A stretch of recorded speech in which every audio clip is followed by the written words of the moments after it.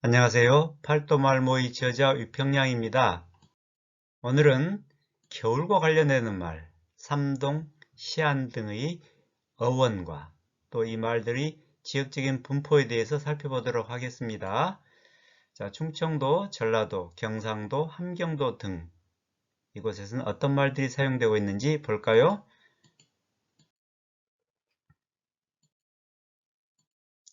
자, 겨울은 크게 보면 일단 북한 지역에서는 이것을 동삼, 동샘이라고 합니다.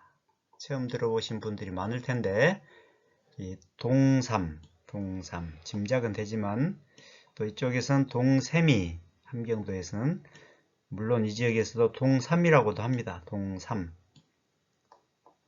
자, 그다음 겨울, 게을, 저울 이런 말들은 전국적으로 사용되어 왔습니다. 그리고 주로 남부 지역을 중심으로 저실, 젖을 이런 말이 전통적으로 쓰여져 왔습니다. 그 다음 역시 남부 지역에서 경상도, 전라도 지역에서 삼동이란 말을 썼어요. 삼동이란 말들이 사용되었어요. 그 다음 또 전라도 중심으로 시안이란 말이 있습니다. 시안.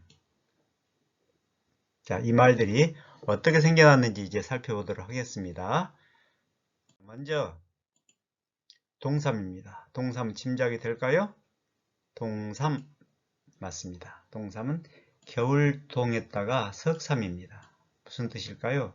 바로 겨울이 3개월입니다. 겨울 3개월. 그래서 동삼 이것이 전미사가 붙어가지고 이렇게 이가 붙어서 동세미로 이렇게 변해 온 거죠. 자, 이와 비슷한 삼동입니다. 삼동은 동삼이 이렇게 도치가 된 거죠. 도치. 똑같은 뜻입니다. 삼동과 동삼은 역시 겨울 3개월. 석삼자죠.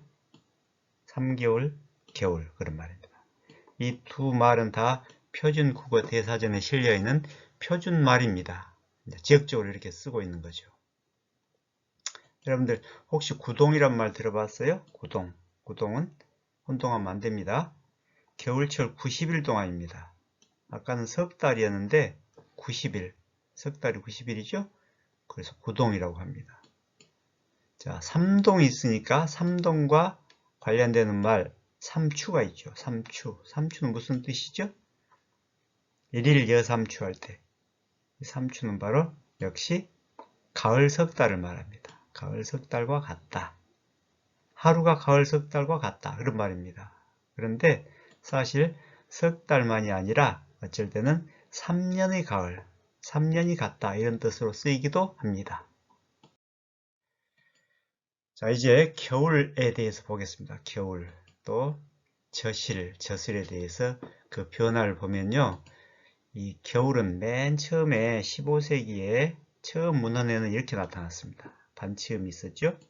겨슬. 그런데 이것이 이 반치음이 탈락되면서 변화를 거쳐왔죠. 그래서 이 표준말로는 겨울이 된 겁니다. 중부 지역을 중심으로는 겨울 쓰기 때문에 이것이 표준말이 됐고요. 이 겨슬이 이 반치음이 이 그대로 유지된 형태, 겨슬, 저슬은 구개음화가 된 거죠. 겨가 저가 된 것은 구개음화입니다. 저슬, 저실 이렇게 변해 온 겁니다. 지역에 따라서. 그래서 전통적으로는 이 쓰이고 있는 이 저실은 바로 이 반치음의 형태를 유지한 고 형태에 가깝다 이렇게 보면 되겠습니다. 자, 겨울도 저울, 절 이렇게 구개음화된 형태로 쓰이기도 합니다. 자, 그러면 과연 겨울은 무슨 의미를 가지고 있었냐? 자, 이 겨울은 사실 확정하지 못합니다. 왜냐하면 손과 발처럼 아주 기초 어휘는 그 어원을 찾기가 힘듭니다. 단정하기가 힘들다는 뜻입니다. 단지 옛날에 집에 계시다는 말은 옛말로는 겨시다 그랬기 때문에 아마 집에 농사를 마치고 집에 계시는 그런 때가 아닌가 이렇게 추측하고 있을 뿐입니다. 자, 시안입니다. 이 전라도에 쓰이는 시안은 사실은 쉽습니다. 시안은 세한, 세한이 뭐죠? 설 전후의 추위 또는 한겨울의 심한 추위를 세한이라고 합니다. 여러분 세한도 알죠? 세한도, 겨울 그림을 나타낸 세한도에서도 이 세한이란 말이 있는데 이 세한이 바로 음운 변이를 거쳐서 세한, 세안, 시안 이렇게 변해온 말입니다. 자, 이 겨울과 관련되어서 가을을 한번 보겠습니다. 가을의 전국적인 분포는 역시 북한 지역에서는 주로 가슬 이렇게 많이 왔습니다. 가슬. 또 그리고 이 동부 지역과 남부 지역에서 가실이라고 많이 했습니다. 가실. 많이 들어보셨나요, 혹시? 어르신들이 쓰는 말이죠. 그리고 지금은 대부분이 다 가을이라고 하죠. 하여튼 우리 전통적인 수백 년, 수천 년간 써온 말이 가슬, 가실이었다는 것 여러분들 꼭 기억해 주시면 좋겠고요. 역시 아까 겨울이 곁을 이랬듯이 가을도 옛말이 15세기 말이 가슬이었습니다. 세종 당시에 가슬 그랬는데 이 가슬이 역시 반치음이 탈락된 형태가 가을이 됐고요. 표준말이 됐죠.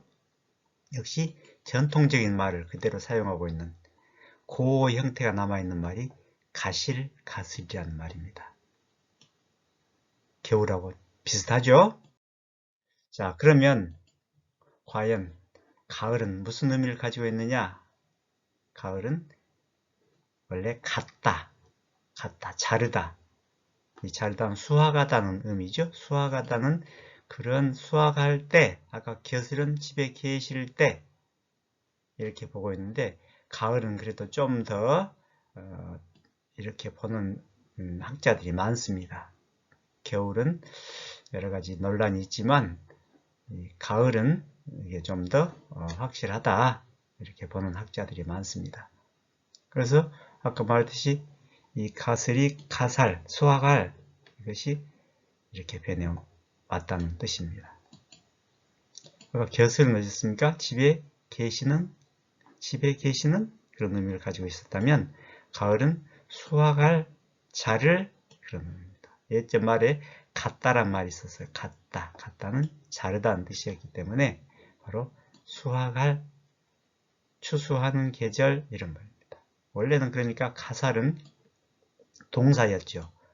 추수하는 그런 뜻이었는데 이것이 명사로 굳어진 겁니다. 여러분들 이 남부지역 방언에 보리가실이란 말이 있어요. 보리가실이란 말은 이 가실이 그러니까 수확하는 뜻이었지만 이것이 명사로 굳어져서 보리수확이라는 뜻입니다. 이 가실이 여기에서는 수확이라는 뜻인데 이때는 봄이잖아요. 봄. 보리가실은 봄을 말합니다. 그런데 보리 가을이 아니라 보리수확이라는 뜻이에요. 이 말이 이제 계절로 굳어지게 된 거죠.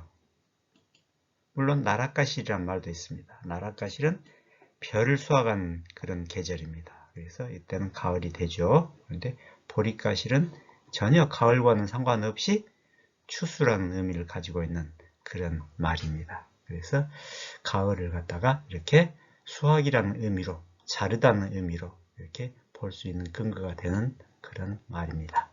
자, 오늘은 겨울과 가을에 대한 그런 지역적인 분포 그리고 그 어원에 대해서 살펴보았습니다. 팔도 말모의에서 발췌한 내용이었습니다. 오늘 감사합니다.